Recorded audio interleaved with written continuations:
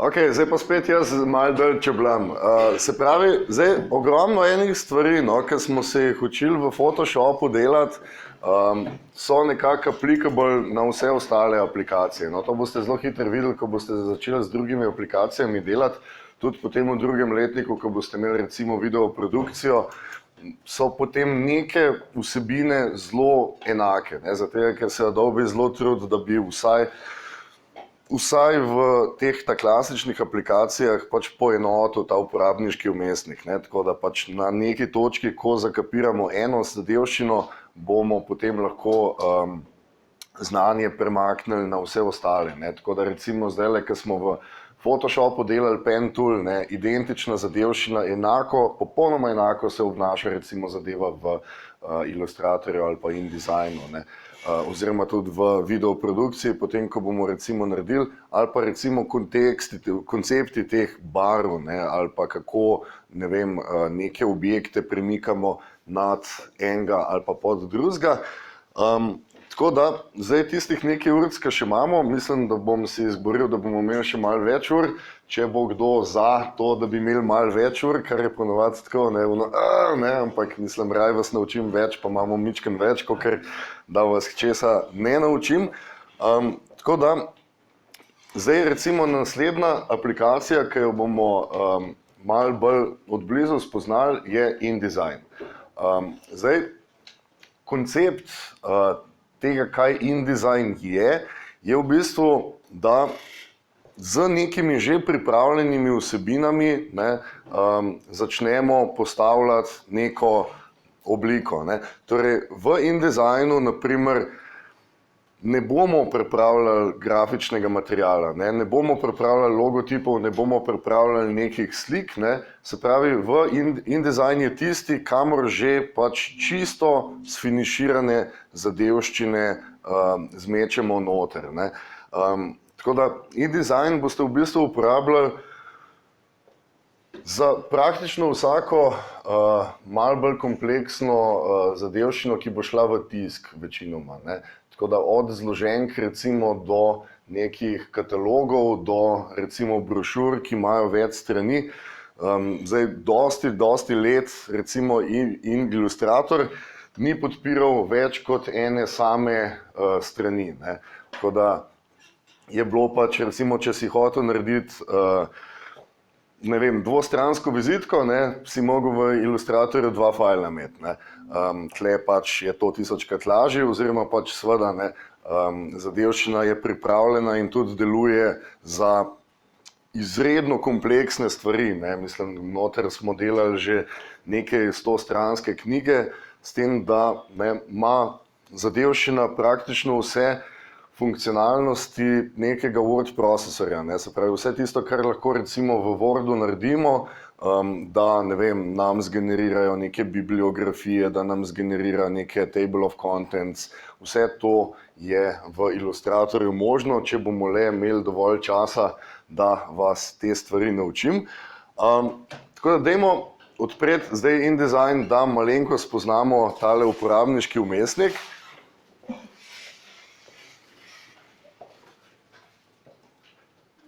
Shortcut za InDesign je taka ikonca ID rozasta, če je kdo ne najde. Drugače pa tudi na start meniju lahko kliknete pa izberete ID.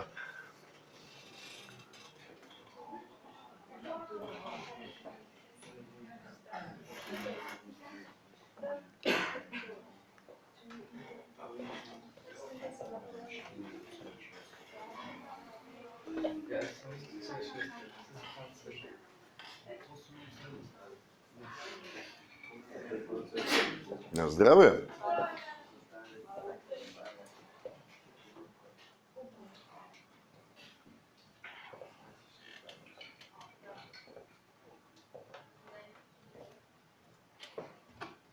Nič ne odpreti, ker vam nisem nobenega InDesign fajla dal, vse bomo imeli skozi vajo noter. In zdaj dajmo iti tukaj na levi strani Create New, da nam odpre ta glavni dialog, ki ga bomo vedno gledali, ko bomo želeli karkoli početi z InDesignom. Še enkrat, kaj? Ja, vse v redu. Create new imaš na levi strani. Aha, čakaj. Kaj? Imam eno starejšo verzijo, kaj? Možno je, da imaš starejšo verzijo, ampak vsebina, ki je tle, pa kaj tam je identična, samo da je dizajn malo manjši. Tisti, ki imate starejšo verzijo od, mislim, da 2018, kjer je tale uporabniški vmesnik, ne se ustrašati, vse tele nastavitve, ki so tukaj, so pri vas, ampak pač na malenkost drugi lokaciji. Nobene nove zadevščine ni noter, tako da pač samo, da te koncepte nekako osvojimo. Ta prva zadeva, ki je, meni ne dela, kje ne dela?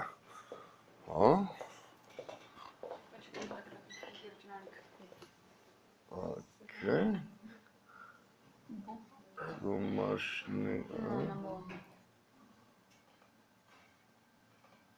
A imaš to nek portable, kaj? Pa prej mi je delo, pa se mi tudi prej startati. Še štartati. Da ga po task managerju ubi, pa še enkrat zažene. Portable verzije pa pač ja, ne. Dela ali ne.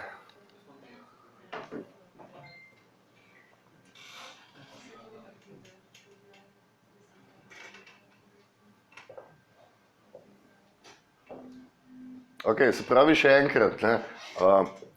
Ko bomo delali z InDesignom, ne, vse vsebine je fajn, da imate že vnaprej pripravljene, ne. Se pravi, to je pač tisti zadnji korak. V InDesignu se seveda vse te stvari da delati, da se tudi pisati noter pač iz nule, ne, ampak pač načeloma ni temu aplikacija namenjena. Zdaj, ta prva zadevščina, ki bi jo rad tlele spremenil, je, da si vsi spremenimo iz kakšnih imperialnih enot v milimetre. Zdaj, jaz recimo dosti raje delam v milimetrih, zaradi tega, ker ne rabim v kakšnih specifičnih stvareh, ki so manjše, potem se z vejicami loviti, ne. Se pravi, ko bomo prišli do blida ali pa kakšnih takih zadev, ne, bi mogli potem 0,3 centimetre, ne, pri milimetrih tega problema nimamo, ne. Torej, ko gremo v nov dokument, imamo recimo tukaj čisto zgoraj možnost že takoj izbrati te klasične velikosti dokumentov, ne. Se pravi, v Evropi imamo standard A, ne, kjer je 297 krat 210, ne, je recimo A4 in pa potem polovico več ali pa enkrat več za večje enote. In pa, če želite, ne, lahko tukaj spremenite višina proti širini, ne, se pravi, če bi želeli pokončen ali pa ležeč dokument. Zdaj, število strani, ne, če bi že na tej točki, kjer začnemo, vedeli točno, koliko strani želimo imeti, lahko že tukaj zadevščino nastavimo, drugače pa lahko seveda strani, kadarkoli bomo videli, odvzemamo ali pa dodajamo. In pa ena stvar, ne, tukaj imamo facing pages. Kaj je to, ne? Torej, če imamo katerokoli zadevščino, ki bo, ne, seveda zloženko, ne, je facing pages to, da bo leva stran pa desna stran bosta skupaj, ne. Tako da bomo imeli v bistvu enoto tiste sredine, ne, tisto, kar bo šlo stran od sredine, ne, medtem ko, če je facing pages izklopljena, je seveda vsaka stran popolnoma enakovredna, ne. Tako da, če bi imeli recimo odmik, ne, da bi imeli eno, recimo 5 cm od leve pa 1 cm od desne, ne, bo to seveda na eni strani tako ful čudno izgleda, ne, če nimamo facing pages. Tako da, če boste recimo delali na dokumentu z večjimi stranmi, je to tista opcija, ki jo dajmo narediti. In pa tukaj spodaj, dajmo klikniti na bleed and slug, tako da nam zadevščino odpre, a mogoče ve kdo, kaj je bleed. Ampak zakaj je dodaten rob? Zato, da če printaš, da pač, ko boš sliko poslal, da daš malo prek, da če slučajno print, tam bo odsepajo strani, da... Točno tako. Ne? Se pravi, blid se uporablja pri tiskarjih takrat, ko želimo recimo tiskati v živi rob, ne? Kot se temu reče. Se pravi, če želimo imeti recimo eno fotografijo ali pa eno barvo čisto od roba do roba. Ne? Zakaj? Zato, ker če bi imeli fotko samo do roba, tam, ko bo zadevščino rezal, ne, bo on seveda vsake toliko cajta malo kiksno. Ne. To je pač problem pri tiskarjih, da če imaš ti zloženih 100, 200, 300 strani, ne, pač on lahko kiksne toliko pa toliko milimetrov. Ne. Standard je, da lahko kiksne tja do 3 milimetre. Ne. Tako da zato se recimo nastavi blid, torej to je več, kot je dokument velik, ne, in potem se reče, ne, ti mi pač preprosto prosim zareži. Ne, in vsakič, dokler ne, bo on kiksnil za manj kot 3 mm, ne, bo zadevščina čisto do roba, ne, in bomo imeli fotografijo ali pa barvo od roba do roba oziroma do živega roba. In pa, ko bom jaz to prvo številko tukaj definiral, ne, ko bom jaz naredil blid 3 mm, če se jaz postavim v katerokoli od drugih tehle 4 pol, oziroma lahko bi tudi tabulator pritisnil, ne, mi bo, zaradi tega, ker imam aktivno tole ikonco, da mi drži vse skupaj enako vsebino, ne, mi bo takoj vse 3 spremenilo na isto številko. In pa zdaj, ker smo dali facing pages, ne, lahko tudi vidite, da on ne tretira več leve pa desne, ne, ampak imamo noter pa zunaj, ne, se pravi inside pa outside, imamo zdaj tisti, se pravi, inside je na pregibu, ne, outside je zunaj. Ne, tako da karkoli bo, se bo vedno obnašala zadevščina glede na sam rob. A mogoče kdo ve, kaj je slag? Se pravi, imamo blid pa slag. To je nekaj, kar je podobno blidu, se pravi, še nek dodaten prostor, ko bo stvar natiskana, ne, kjer bi lahko recimo mi tiskarju dodali neke dodatne informacije. Ne. Prosimo, ne vem, tlele mi, tole mi prepognji na desno, ali pa ne vem, to naj bo od zadaj, to naj bo od spredi. Ne. Se pravi, neke dodatne, mislim fizično, da se mu napiše gor v file, ne, in ko ga bo on printal, oziroma ono printal, bo imel tukaj ene dodatne informacije. Ne. Tako da slag, če bomo imeli kakšno malo bolj kompleksno zadevo, kot je recimo zloženka, ne, lahko z slagom pač neke ekstra navodila damo noter. In pa potem imamo še margins, kjer bo prvi v bistvu pomožen, torej prva pomožna črta, ne, koliko ne, želimo, da je odmik od tega dokumenta, ki smo ga naredili, da mi recimo on vizualno pomaga. Ne. Torej tukaj recimo ne, bo mi on naredil pomožne črte, 12,5 mm noter, ne, in jaz lahko potem glede na to si začnem risati nekaj elementov, do vsega tega še pridemo. Tako da jaz bi si zdaj želel recimo, da naredimo en dokument, ki je 20x20 cm, pa recimo, da je margin, kaj recimo rečemo, 15 mm, se pravi v centimetrih je potem to 200. Ne? Imaš enako? Ja, tako. Aha, čekaj, dajva midva samo spremeniti tole. Bova šla edit preferences pa in samo tole. Ki imamo units.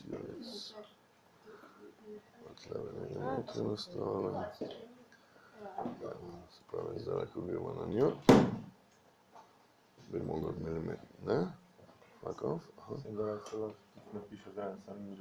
Ja, mislim, ampak bo še vedno te pike skozi uporabljal na vsaki enoti. Čekaj, deva zdajle zaprtem. Units. millimeters, ok, zdaj pa bo. Super. Ja. Hvala. Jaz. Dajmo čisto zapreti ta file. Ja. Pa prvo edit preferences pa units.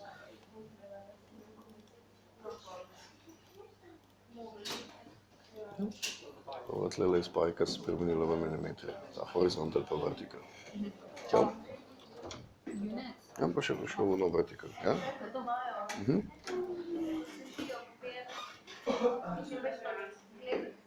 Evo, pa te dve izpajka v milimetre spremenimo. Jo?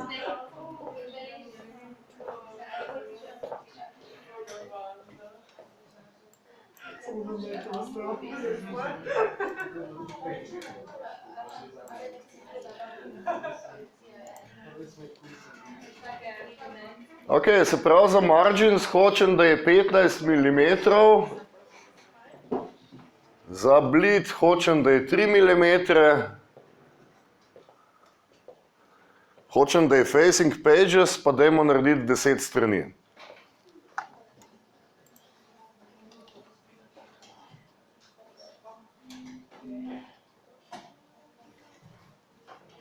Zdaj, čisto vsem, kaj je orientation, zaradi tega, ker pač 20x20 je v vsaki primeru isto.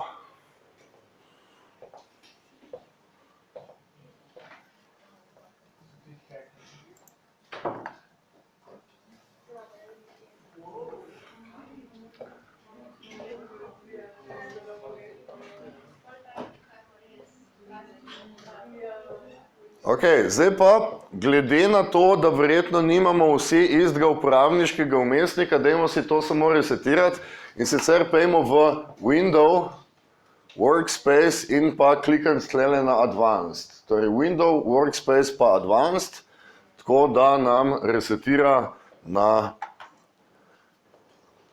začetno InDesign uporabniški vmesnik. In pa zdaj, če recimo jaz malo poskrolam dol, imam vseh teh 10 strani. 10 strani. Tisti, ki imate 3 strani, dajte tlele klikniti na Pages, pa bomo dodali še nekaj ekstra strani. Torej, kliknil sem tukaj na Pages in tukaj imam Create New Page, pa dajte poklikati to, da jih imamo 10. Kako jih dodamo več naenkrat, bomo malo kasneje, da vas ne overwhelmam. Se pravi, tukaj lahko že takoj vidimo, kaj je on naredil. Zaradi tega, ker smo naredili facing pages, imam jaz zdaj sledeč hec. Na moja prva stran bo vedno ločena. Moja prva stran dokumenta je vedno brez sestrskega. Se pravi, druga pa tretja sta pa potem že skupaj. Prva je sama in zadnja je sama, če imamo pravilno število strani. Tako da imamo tudi recimo bleed čisto na vsaki strani, medtem ko tukaj bomo videli, da je bleed mimogrede. Tale rdeča črta, ki gre ven iz moje nove strani, je ta bleed, ki smo ga definirali.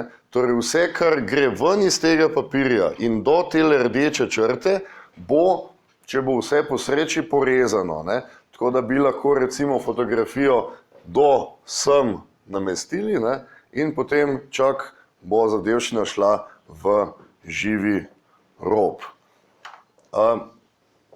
Dve stvari, preden začnemo res poznavati InDesign. In sicer ta prva je shranjevanje fajlov. InDesign je zelo, bom rekel, svinjski, kar se tiče tega, s katerim InDesignom lahko odpirate kakšen fajl. Če boste shranili v 2019, ne boste mogli z nobeno drugo verzijo tega odpirati. Razen 2019 ali novejši. Tako da, če boste želeli, recimo, če boste delali kdaj na eni novejši verziji InDesigna, morate posebej shraniti v tako imenovani IDML file. In sicer, če grem jaz recimo v file in pa Save As, imam tukaj vrsta datoteke, možnost izbrati tale IDML. Tako da, če bi recimo hotel jaz zdaj delati na fajlu, zdaj, ki imamo tlele 2.18, če bi hotel z 2.14 ali pa z 2.15 odpreti, mi preprosto ne bo dovolil. Tako da moram vedno shraniti v IDML, ampak pridem do nekih drugih problemov. IDML ima CS4 standard, kar pomeni, da določene novosti, ki so v InDesignu, se preprosto ne bodo shranile. Tako da samo tako vam rečem, da pazite, če boste delali na eni verziji, ne boste mogli za starejšimi odpirati, razen če si v IDML shranite. In pa še eno zadevo, ki je zelo pomembna, je to. Ko shranite InDesignov dokument, ni noter nič. Ko bomo prišli do linkov oziroma do embeddanih slik, bomo sicer to malenkost drugače spoznali, ampak v tem fajlu ni ne fontov, ne slik, ne ničesar. Tako da, če tisti fajl damo na nek drug računalnik in tam nimamo ne slik, ne fontov, ne bomo mogli sploh delati z fajlom. Zato imamo v InDesignu tako imenovani package. In sicer ga imamo noter v file in pa package tukajle. Se pravi, če recimo delamo na šolskem računalniku in bi se želeli vse skupaj s slikami, skupaj s fonti premakniti na svojega, moramo nujno uporabiti package. Ena izmed teh stvari, tako kot sem na začetku rekel, recimo ta koncept, da delamo z pripravljenimi datotekami. V InDesign bomo vedno dodajali slike noter samo kot povezave, dokler ne pridemo do embeda, samo kot povezavo, tako da on bo imel enako kot recimo video dokument, ne bo imel nikoli, ne vem, ko boste montirali, v samem fajlu ne bo nikoli celega videa, bo samo podatek, da ta pa ta video se pa nahaja na uni pa uni mapi. In isto je tukaj, torej vedno imejte pred sabo, da ko boste enkrat, en logo izbrali, naslednjič, ko boste odprli fajl, če tam ne bo logota, bo problem. Bo treba potem updatati povezave na te stvari. Tako da package, oziroma pač ta koncept, da veste, da vse fajle, ki jih bomo imeli, imejmo jih skozi na isti lokaciji. Je pa seveda fajn to iz enega drugega vidika, zato ker mi imamo lahko recimo neko delovno verzijo neke fotke, ali pa delovno verzijo nekega logota in ga lahko seveda v Photoshopu ali pa v Illustratorju malenkost popravimo, malo izboljšamo in se potem zadeva v InDesignu posodobi. Ne da bi rabili potem flikniti ven sliko, pa dodati še enkrat noter. Tako da samo posodobimo v bistvu nek element in je potem vedno na najnovejši verziji. Zdaj pa, ena zadevščina, ki se recimo malenkost razlikuje od tistega koncepta plasti, ki smo ga jemali v Photoshopu, je, da v InDesignu pa Illustratorju lahko obstaja več objektov naenkrat na plasti. Tako da, če bi recimo, dajmo za hec si narisati nekaj elementov v naše polje, jaz bom tukaj kliknil na moje orodje za kvadrat in bom izbral elipso, tako da bo zadevščina malenkost bolj grafično zanimiva. Bom narisal mojo prvo elipso in zdaj si želim tej elipsi še definirati barvo. V moji kontekstualni vrstici boste zdaj videli, ne, tisto, kar sem vam takrat pri Photoshopu rekel. InDesign pa Illustrator nimata več sekundarne pa primarne barve tukaj, ampak je prostorček, kjer je bila sekundarna barva, namenjen za obrobo. Ne. Tako da, če bi želel jaz zdaj temu objektu definirati eno barvo, moram najprej klikniti na polnilo, torej prostor, kjer smo imeli prej v Photoshopu primarno barvo, in pa potem lahko recimo definiram eno barvo mojemu novemu izjemnemu likovnemu dosežku, ki je tale elipsa, in pa seveda lahko mu tudi definiram, koliko je stroke oziroma koliko je ta obroba, kakšne barve je. Moja obroba je bila že definirana, to lahko tukaj le vidimo tudi zgoraj, ali, ne, se pravi, ali imamo tukaj le na isti točki, kjer je bilo v Photoshopu, ali pa imamo tudi v kontekstualni vrstici tukaj zgoraj. In zraven te kontekstualne vrstice oziroma zraven te barve moje obrobe imam tukaj še, koliko je ta obroba debela. Pa si dajmo malenkost tole povečati, da bo zadevščina malo bolj vidna, se pravi, jaz bom iz one point spremenil na nekaj malenkost višje, mogoče 10 točk, da lahko resnično to vidimo.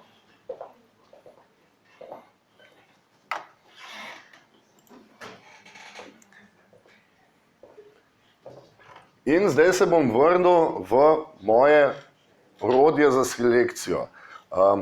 Ena izmed stvari, ki je mogoče fajn, da si jih v Illustratorju pa InDesignu zapomnite, je shortcut za selekcijo. To je isti shortcut, kot je bilo orodje za premikanje v Photoshopu. Torej črka V oziroma najvišja ikonca po vrsti, tale črna puščica, je, da selektiramo en cel objekt. Ne? Torej nočem recimo samo ene izmed teh točk zdaj premikati, ne? Ampak dajmo cel objekt, pa si ga dajmo malo duplicirati. Dajmo narediti ene 4 različne objekte, tako da je malo več objektov na zaslonu. Jaz sem preprosto Ctrl+C pa Ctrl+V, lahko pa tudi greste v meni Edit, Copy pa Edit pa Paste. Ena luštna stvar, ki jo ima InDesign in jo imata tudi Illustrator, je to, da lahko kopiramo na točno isto lokacijo. Ne? Torej, ko sem šel jaz Edit pa Copy, imam zdaj možnost tako imenovanega Paste in Place. Ne?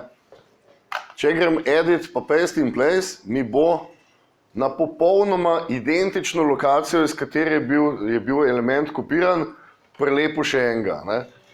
Če bi recimo želel na tak način. In pa, zdaj te 4 elemente v mojem primeru imam jaz na isti plasti. Ne? Če bi v to v Photoshopu naredil, bi tukaj manjkala nekaj, ne? Mislim, kjer pač bi bilo ena čez drugo, več ne bi bilo ničesar. Ne?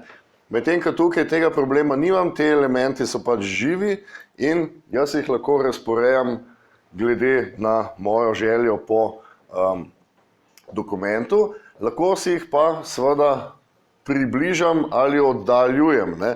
Torej imam tukaj le enako, kot bi imel recimo v Wordu, če desno kliknem, imam Arrange tukaj le in pod menijem Arrange lahko stvar ali pošljem nazaj, ali pošljem čisto v ozadje, ali pa primem in potegnem v ospredje. Se pravi, z menijem Arrange lahko si en element prinesem v ospredje pred vse ostale ali pa za njimi.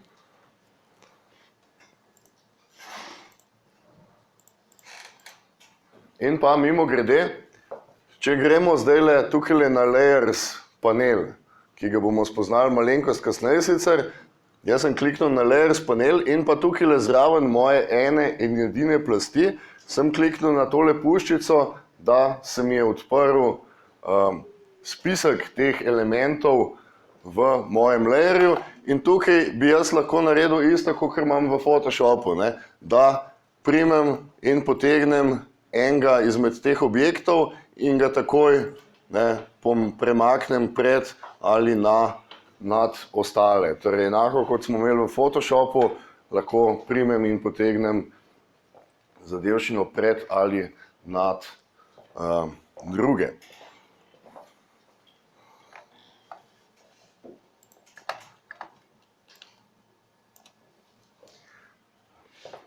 Zdaj pa pejmo na stran 2 pa 3, se pravi naš prvi spread. To je mogoče ena stvar, ki je fajn, da si jo čim prej zapomnite kot termin. Se pravi, spread je sestava dveh strani, ki sta skupaj. Ne vem točno, kako smo to prevedli v slovenščino, če smo sploh prevedli v slovenščino. A ima mogoče kdo kakšen slovenski prevod tega? Ne? Spread it is. Torej, zdaj, ko imamo stran 2 in 3 tukaj, če jaz primem za moje ravnilo in potegnem ven iz ravnila eno črto na zdravje in v trenutku, ko mi bo ta stvar začela delati, kaj pa je? Na napačnem sem, ok? Torej, ko jaz potegnem iz ravnila eno izmed pomožnih črt na mojo stran, mi jo bo dodal samo na to stran. Zdaj sem jo potegnil na stran in jo imam samo na levi strani.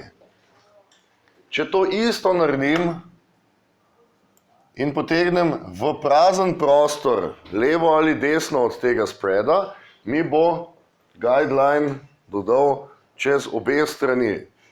Se pravi, ne samo na eni in ne samo na drugi, ampak na obe strani.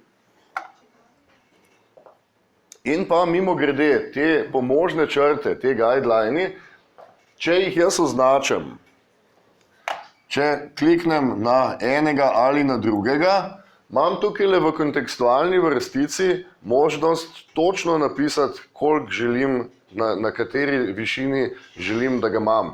Se pravi, zdaj ga imam recimo tegale, ki gre čez obe strani na 66,5 mm, če bi ga recimo želel imeti na 50, lahko preprosto tukaj napišem, da je na 5 cm in stvar bo skočila. Tako da nimamo samo neke vizualne podobe, ampak imamo tudi zelo matematično pravilno nalogo noter.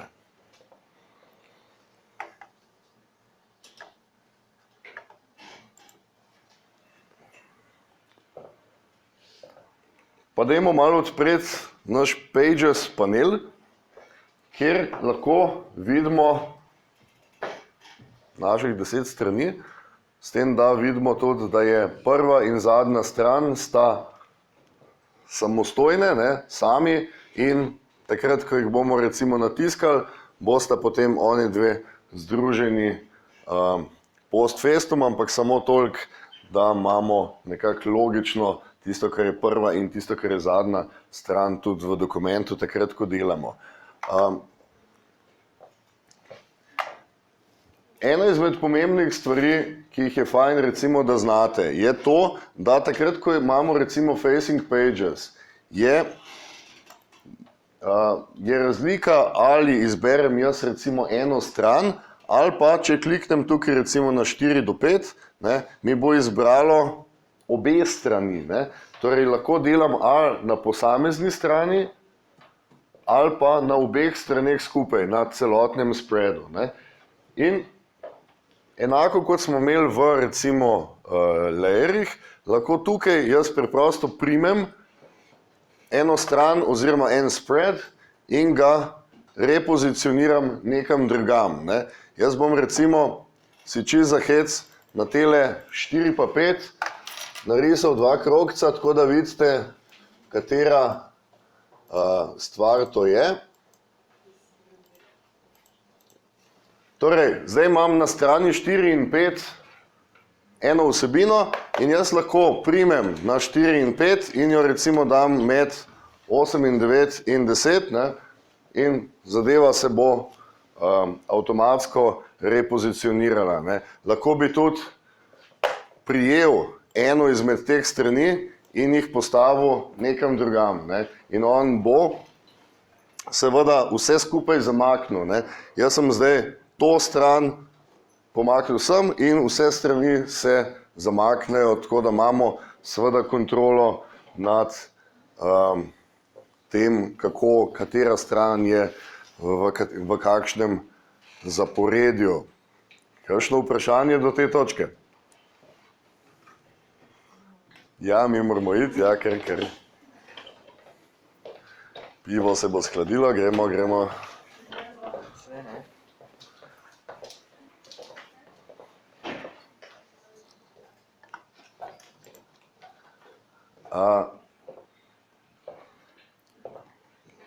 Naslednji koncept, ki je fino, da ga čim prej razumemo, naslednjič bomo veliko vaj delali s tem, je tako imenovanih master strani. Se pravi, če bi recimo imeli dizajn knjige, ne, pa bi imeli recimo 200 strani in na vsaki od teh 200 strani želimo pač, da je nek dizajn postavljen okoli vsebine. Ne. Seveda bi bilo čist brez veze, da na vsaki od teh 200 strani mi kopiramo pa prelepimo to vsebino. Ne. Zakaj ne bi naredili to na eni glavni strani in to potem samo aplicirali. Ne. In tole imamo tukaj le zgoraj. Imamo tako imenovane master strani, kjer lahko mi nekaj narišemo. Ne. Dajmo klikniti na tele A-master, pa bomo na njih nekaj dodali. En element bomo dodali toliko, da bomo vedeli, jaz bom recimo naredil en črn kvadrat zgoraj, oziroma črn prvokotnik, če smo malo bolj natančni, zgoraj.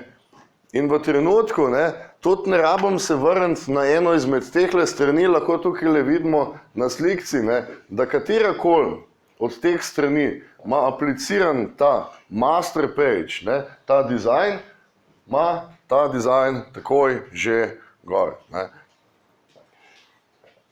To je en tak indizajnovski. Ne.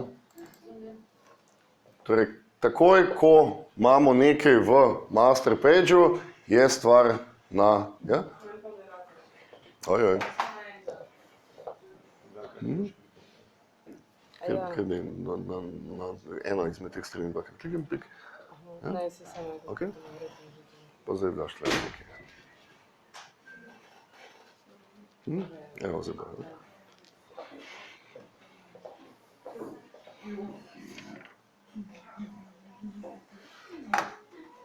In zdaj na taki strani, recimo, ne, na master strani bi recimo lahko dodali trenutno stran. Ne. Se pravi, zdizajniramo recimo trenutna stran, bo en pameten objekt, ki bo naprimer tukajle, pa dajmo za hec to narediti. Torej, prvič bom uporabil tekstovno orodje v InDesignu. Torej, tekstovno orodje imamo tukaj za črko T in tekstovno orodje se v Photoshopu, v InDesignu oponaša enako kot v Photoshopu tako imenovani paragraph tool. Torej, prva stvar, ki jo moram narediti, je, da kliknem in potegnem, tako da narišem prostor, kjer bo neko besedilo lahko noter. Ne. Torej, kliknil sem in narisal nek kvadratek, kjer mi zdaj utripa kurzor, tako da on čaka, da napišem prvo stvar noter. In zdaj bom jaz dodal pameten znakec in sicer pejmo v meni Type, spodaj insert special character, potem marker in pa current page number. Imate na projekciji, torej type, insert special character, marker in pa current page number.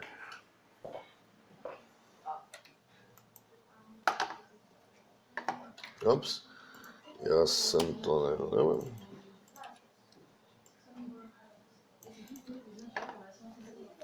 Tako, ne? Zaenkrat, pa si bom jaz tole malenkost povečal, tako da boste videli.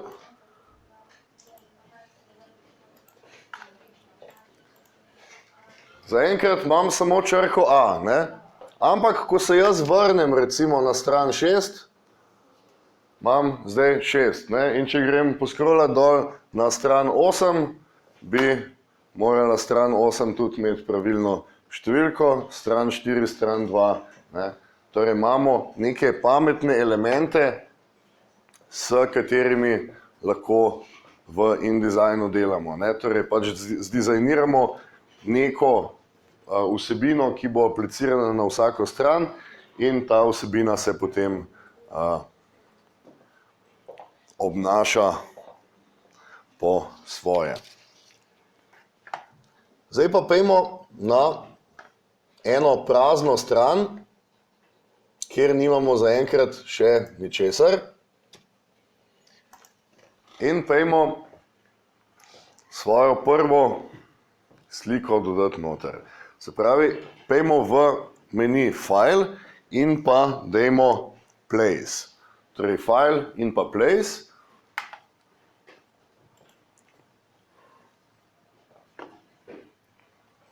Z to komando bomo v InDesign dodali pač neko vsebino.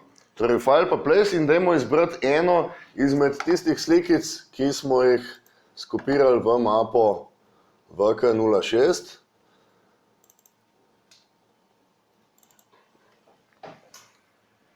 Dajte jo izbrati in pri mojem kurzorju boste že lahko videli, ne, da on zdaj od mene čaka, da narišem, kako, kje točno bo ta slikica. Ne. Jaz bi lahko zdaj ali samo kliknil in bi mi enako, bi mi celo sliko dal, pa bom zdaj naredil Ctrl Z, tako da grem nazaj, lahko pa na zdravje, lahko pa narišem. Ne.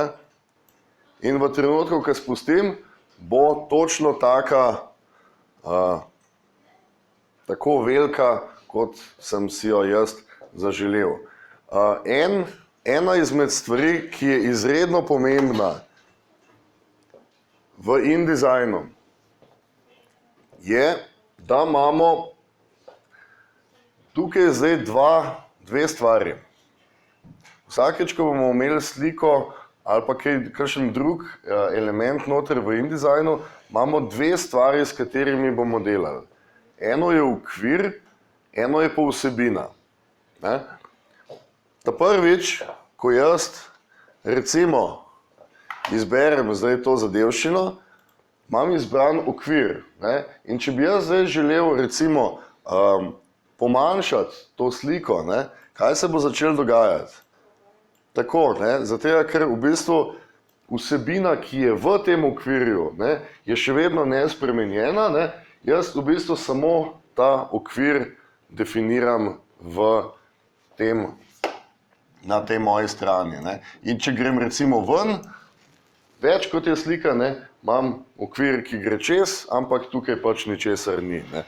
Tako da ta distinkcija morate načeloma, ne, mislim, čim prej je fajn, da nekako razumete te dve stvari. In pa, če jaz dvakrat kliknem, ko imam že označeno, ne, bo mi označil vsebino. In če še enkrat dvakrat kliknem, mi bo spet označil okvir. Ne. Tako da lahko skočim med vsebino in okvirjem zelo enostavno in pa potem, ne, če si jaz zdaj izberem vsebino, lahko seveda to sliko povečam znotraj okvirja, ne, in spet, ne, povečujem samo vsebino, ne pa okvirja. Ne. Če pa bi želeli, da si še en keyboard shortcut zapomnite, če bi želeli povečati in vsebino in okvir, pa držite tipko Ctrl. Se pravi, če jaz zdaj hočem malo tole povečati, vse skupaj držim tipko Ctrl in sem si stvar povečal. Se pravi, in vsebino in okvir sem povečal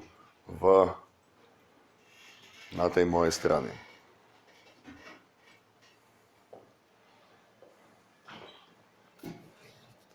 Kakšno vprašanje do te točke? Ok, malo vas že zgubljam, ne?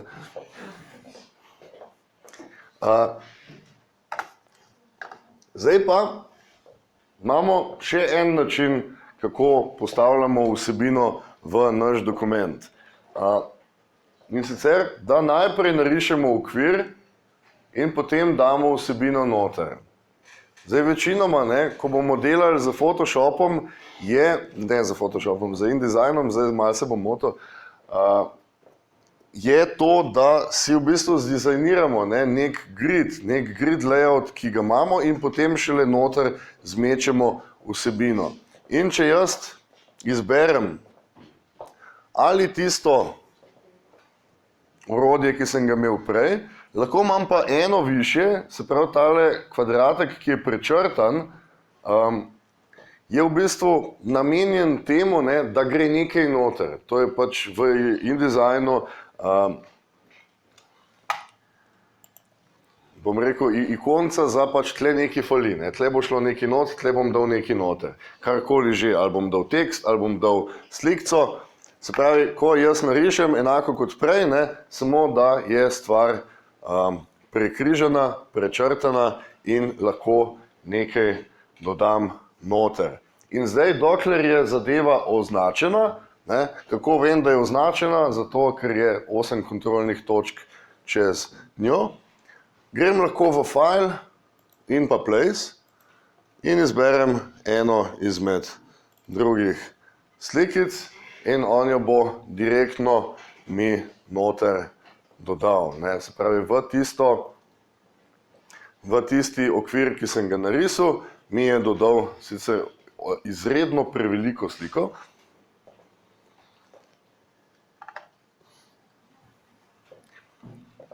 Tako da zaradi tega, ker to je izredno prevelika slika, in jaz zdaj da ne bom šel zdaj zoomirati čez ven, pa jo pomanjšal, imam v InDesignu možnost tako imenovanega fittinga. Pa dajmo desno klikniti na ta objekt in tukaj izbrati fitting. Torej, večinoma bomo želeli, ko smo zdizajnirali en okvir, bomo želeli ali da naredi fill content ali pa fit content. Kakšna je razlika? Če izberem jaz fit content proportionately, bo on držal razmerje A proti B in mi pokazal celo sliko. Če izberem fill content proportionately, bo on obdržal razmerje A proti B in probal napolniti maksimalno tega okvirja, kar lahko. Torej, če dam zdaj fill content proportionately, mi je maksimalno napolnil, tako da imam tlele malo prostorčka in pa tlele malenkost prostorčka. Ene 15 minut mi še dajte, pol vas pa spustim, ja? Tako da še stisnite tehle neki minutki. Zdaj bom pa jaz tole pobrisal.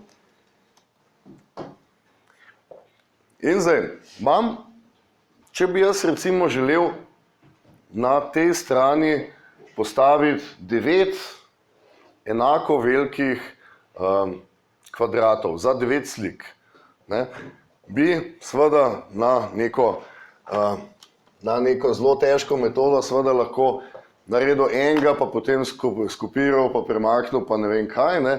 Imam pa v InDesignu 1000krat lažjo možnost. Se pravi, ko bom jaz zdaj začel vleči, bom na tipkovnici samo dal desno, pa še enkrat gor, pa gor in naenkrat imam 9, preden spustim miško, ne. Torej, potegnil sem, še enkrat, ne, enako, kot sem prej potegnil tale kvadrat, sem zdaj potegnil tale kvadrat, ne, ampak preden sem spustil, imam zdaj desno na tipkovnici, gor in imam 9 enako zdizajniranih kvadratov, ki so enako od sebe odstranjeni, ne, in ki jih lahko zdaj napolnim, kolikor bi si želel. Ja? To, desno, levo, Ne, lej, ti boš zdaj narisala v bistvu tako, tukaj, ne, ja, in zdaj preden spustiš, ne, malo desno, ne, gor in imaš, ne, ja. Ta prostor vmes je tudi določiti. Ja, super. Takoj naslednjo stvar pridemo do tega. Ampak kako nekih tako? Kaj ste pritisnili, da se te dali slikice? Bomo zdaj vse, bomo tudi to naredili. Ja?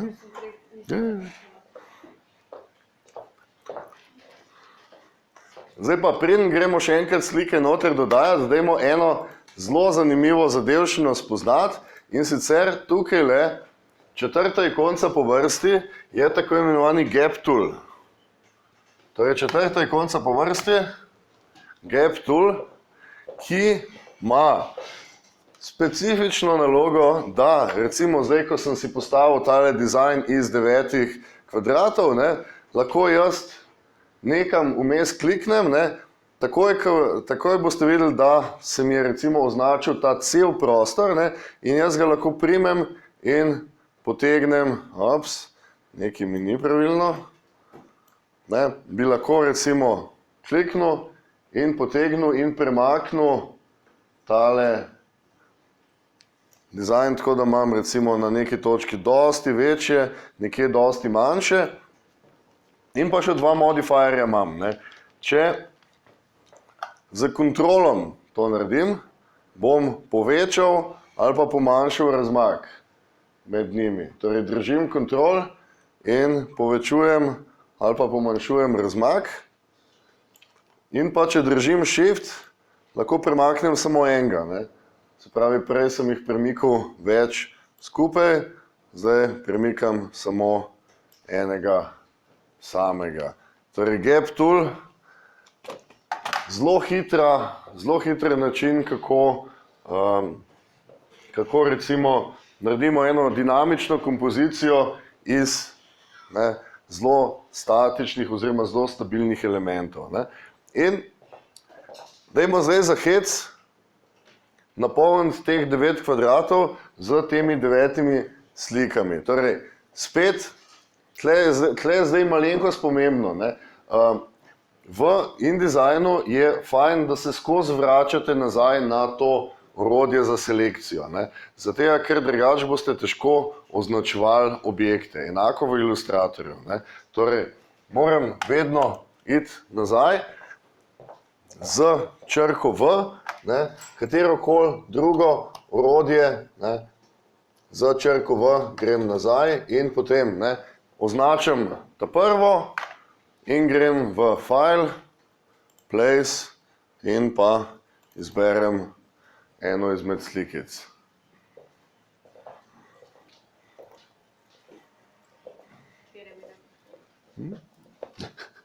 Ja, ok, zdaj pa samo še desno klikam, pa daš fitting, pa daš fit ali pa fill, ne, večinoma daš fill. Ja? Ja.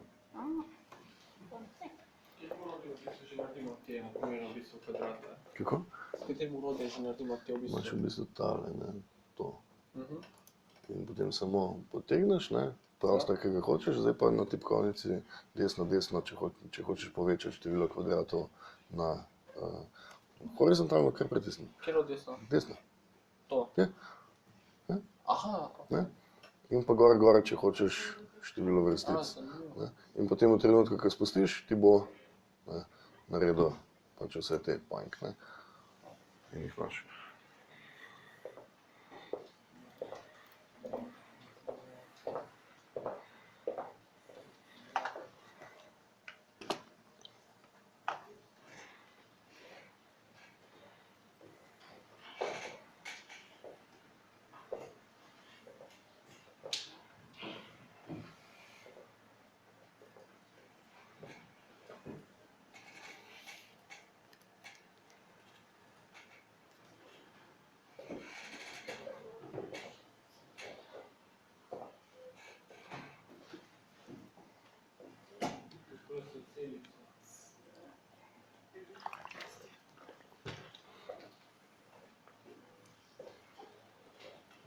In recimo zdaj, ko imate noter teh 9 kvadratov napolnjenih, lahko recimo se še malo poigrate z gap toolom, ne. Kako zelo, mislim, zelo hitro lahko pridemo do enih kompozicijskih rešitev, ne, da je enemu malenkost več prostora dodeljeno, enemu manj, ne, s tem, da ohranja v bistvu med njimi ta prostor, da lahko malo eksperimentiramo.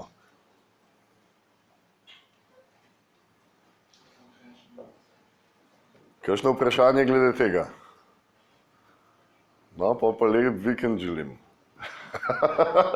Yes, najboljša stvar, kar ste jo danes slišali. Ne?